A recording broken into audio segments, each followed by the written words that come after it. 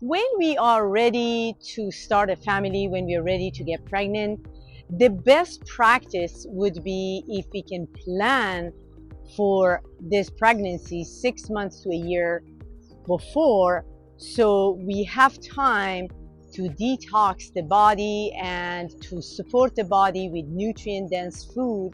And the best way to detox the body and get nutrient dense food is to watch what goes into our body. And our GI system is in constant communication with the outside world through the food that we eat.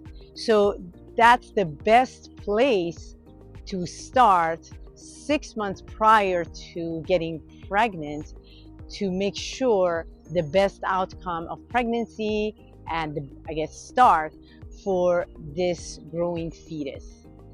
The best way, I would say, not to start taking multivitamins, pregnancy multivitamins, right at the onset of pregnancy.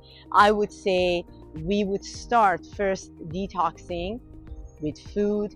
Food is information, food is medicine.